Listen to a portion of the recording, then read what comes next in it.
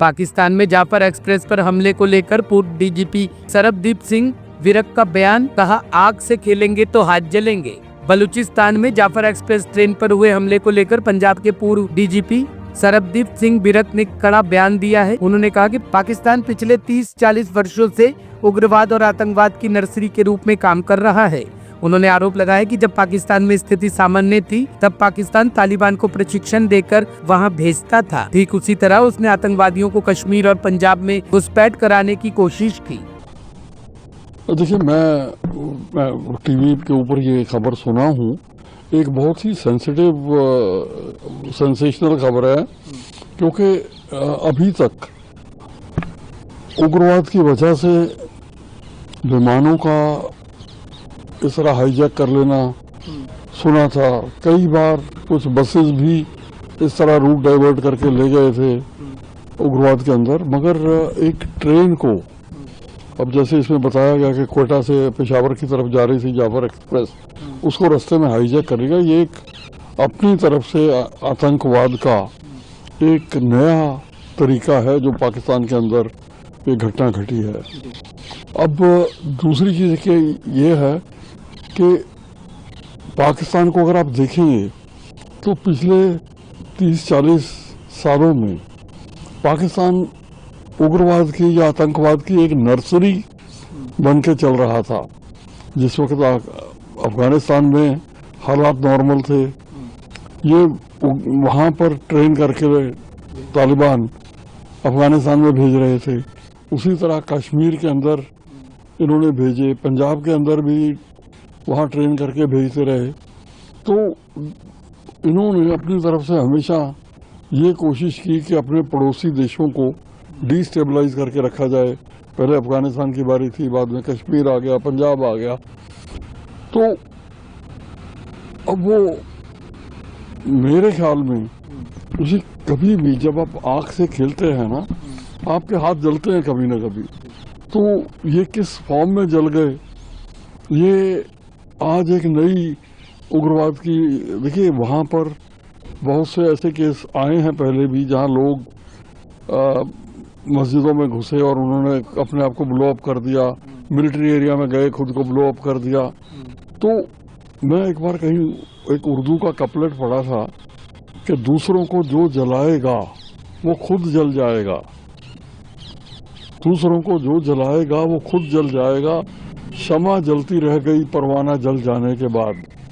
तो इन्होंने दूसरों को जलाने के लिए जो आग तैयार की है, आज पाकिस्तान को उसी आग का सेक लग रहा है।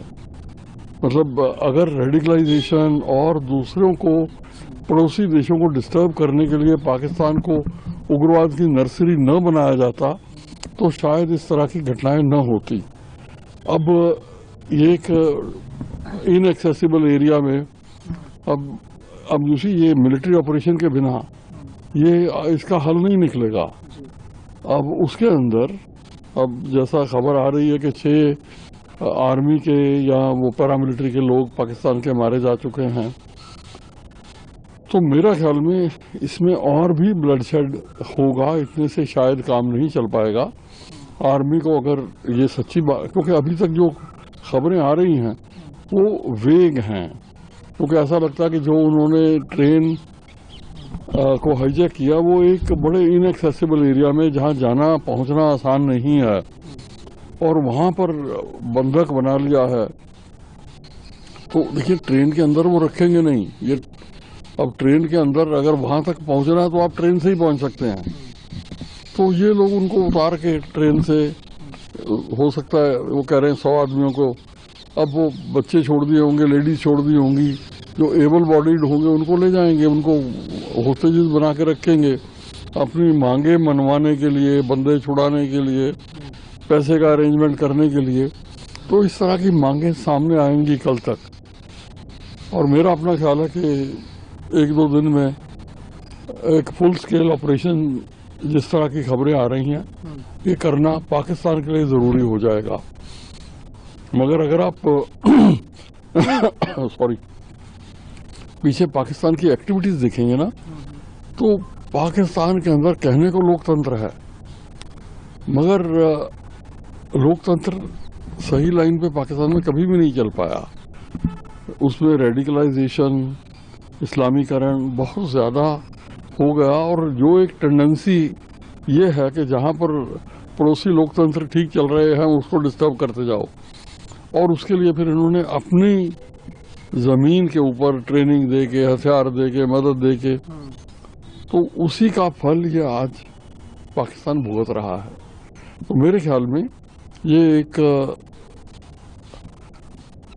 दुर्भाग्यपूर्ण घटना है कि एक लोकतांत्रिक देश के अंदर ऐसा हो जाए, मगर जो आप बीजोगे, एक बहुत ज़िंदगी का बहुत बड़ा असूल है, आप जो बीजोगे आपको अल्टीमेटली काटना वही पड़ता है।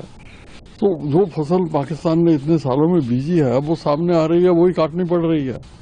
तो मेरे ख्याल में अगर इस तरह की घटनाओं से बचना है तो पाकिस्तान को अपनी पॉलिसीज बदलनी पड़ेंगी और एक सच्चे लोकतंत्र की तरफ देश को ले जाना चाहिए। जैसे देखिए, भारत में कुछ भी प्रॉब्लम हो, एक तो भारत के अंदर बहुत मजबूत लोकतंत्र है। भारत की जो प्रजा है ये हमेशा ठोक के वोट देती है, जिस तरफ भी उतारना हो उतार देती है, किसी को तख्त पे बैठाना हो बैठा देती है।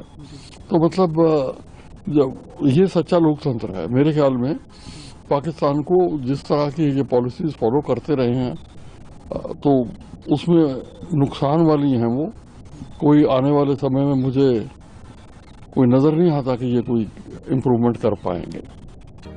Bureau report, team alive news. खबरों की विस्तार से जानकारी के लिए सब्सक्राइब करें हमारा चैनल और क्लिक करें बेल आइकन पर ताकि कोई भी खबर आपसे अछूती ना रह सके।